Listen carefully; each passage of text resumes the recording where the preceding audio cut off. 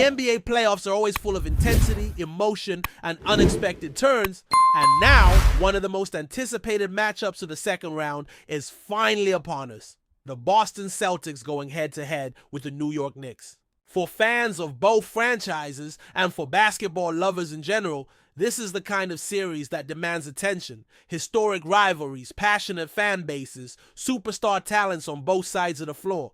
This clash has everything to be unforgettable. The Celtics are not just entering this series with confidence. They're walking in as one of the most dominant forces in the league all season long. Boston didn't just win against the Knicks during the regular season, they swept them. That kind of dominance doesn't go unnoticed. Every time these two teams faced each other over the course of the season, the Celtics came out on top. And now, with the stakes even higher, they're looking to prove that their regular season success wasn't a fluke. They want to leave no doubts. They want to leave a mark. But here's the thing. The playoffs don't care about what happened months ago. This is the postseason. And in the postseason, reputations are tested. Regular season sweeps? Meaningless. Point differentials? Irrelevant. Home court advantage? Helpful, sure, but never a guarantee. Every possession matters. Every rotation is crucial. Every player has to show up every night. That's the pressure cooker of the NBA playoffs. And the Celtics, despite all their regular season accolades, know that better than anyone. They've been here before. They've felt the highs and lows that only the postseason can offer. And now, once again, they're in the fight. Standing across from them is a New York Knicks team that doesn't flinch. A team built around grit, intensity, and a never-back-down attitude. A team that may not have the same regular season record, but one that knows how to rise to the moment. The Knicks are not walking into this series as just another opponent. They're stepping into this battle fully aware of the challenge, fully aware of who they're up against, and fully ready to disrupt expectations. They've got size. They've got depth. They've got defenders who can shift the momentum of a game with a single play. And most importantly, they've got belief. One of the most intriguing storylines heading into this matchup revolves around the individual duel between OG Anunoby and Jason Tatum. Now, let's be honest, Tatum is the heart and soul of the Celtics offense. When he's flowing, Boston becomes nearly unstoppable. He's a dynamic scorer, a tough shot maker, and someone who can take over games when it matters most. But what happens when someone steps up and actually manages to slow him down? That's the question looming over this series. And according to what we saw during the regular season, OG Anunoby might just be that guy. When matched up against Tatum this season, Anunoby made life difficult. Very difficult. The numbers don't lie. In those head-to-head situations, Tatum shot just 5 for 20 from the field. That's 25%. For a player of Tatum's caliber, that's a frustrating stat line. And while, yes, the sample size is small and context matters, it's still a data point that the Knicks are going to lean on. Anunoby has the length, the agility, and the defensive instincts to at least challenge Tatum in a way few others can. He won't completely shut him down. Nobody does. But if he can limit those early rhythm buckets, if he can force a few contested looks, if he can slow down the engine just a bit, then things start to get very real for Boston. But of course, Tatum isn't the type to back down either. He's had tough matchups before. He's faced elite defenders. He's been doubled, blitzed, face guarded, you name it. He knows what it's like to be the focal point of every defensive game plan. So now, it's a matter of adjustment. It's a matter of finding counters. Can he operate more off the ball? Can he use screens more effectively? Can he get into the post and draw fouls? These are the questions he'll have to answer night after night as this series unfolds. What makes Boston so dangerous, though, is that they're not just about one player. Yes, Tatum is the headline, but the supporting cast is more than capable of stepping up. Jaylen Brown can explode for 30 on any given night. Derrick White has been a revelation on both ends of the floor. Drew Holiday brings championship experience and elite perimeter defense. Kristaps Porzingis, when healthy, stretches the floor and protects the rim. This team is loaded, and that's why even if Anunoby does his job, the Celtics still have multiple paths to victory. But that's where New York's depth and defensive versatility come into play. The Knicks can throw different looks. They can switch, trap, rotate quickly. They're physical, they rebound well, and they don't give up easy buckets. And on offense, they're no slouches either. With guys like Jalen Brunson running the show they can create mismatches, attack weak defenders, and generate high percentage shots. Julius Randle brings muscle and scoring versatility. Josh Hart gives them hustle and grit. The Knicks don't need a perfect game. They just need to make the Celtics uncomfortable. And if they can do that consistently, the pressure starts to shift. Playoff basketball is a chess match. It's about execution, yes, but it's also about mentality. Who's willing to take the hit and keep coming? Who's going to die for the loose balls? Who's going to step up when their shot isn't falling? This is where legends are born. This is where good teams become great and where weaknesses get exposed in the brightest spotlight. Boston knows that nothing is guaranteed. Their fans might be dreaming of a title run, and they have every reason to be hopeful. But inside that locker room, the message is clear. One game at a time. Handle business. Respect the opponent. Trust the system. Because this Knicks team isn't just happy to be here. They're here to win. For the Celtics, the path to the next round isn't about coasting. It's about proving once again that they belong at the top, that the disappointment of past years has fueled something deeper, that they've learned, that they've grown, that they're ready to take that next step. No matter how tough the road may be, for the Knicks, it's about rewriting the narrative, about showing that this franchise isn't living in the past, but building something powerful right now. They've got the tools, they got the heart. Now it's just about execution. And for us, the fans, all we have to do is sit back, buckle up, and enjoy what promises to be an absolute battle from start to finish. One of the hidden elements that could end up playing a huge role in this series is tempo.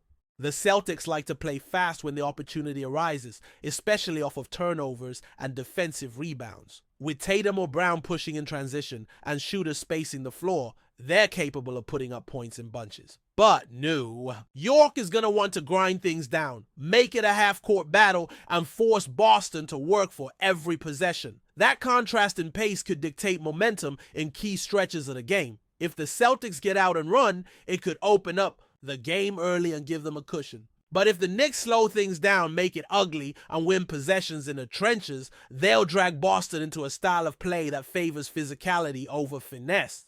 And let's not overlook the coaching chess match that's coming. Playoff.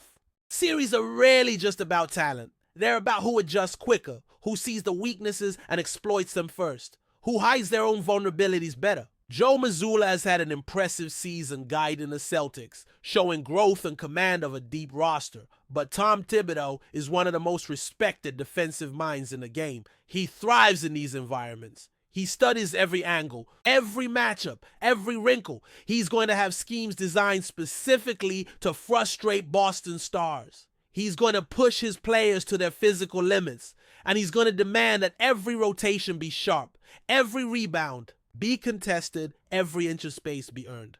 Now, speaking of rebounding, this could be a swing factor. The Knicks are one of the best rebounding teams in the league, especially on the offensive glass. That second chance energy, the ability to extend possessions and demoralize a defense, that just worked for 24 seconds, is something they've leaned on all season. Players like Isaiah Hartenstein and Mitchell Robinson make their presence known inside, crashing hard and keeping plays alive. If Boston can't clean up the glass, they'll be giving away too many extra opportunities. And in the playoffs, those extra chances add up. They break rhythm, they kill momentum, they deflate confidence, but Boston's bigs are no pushovers either. Al Horford, despite his age, remains a savvy defender and positional rebounder.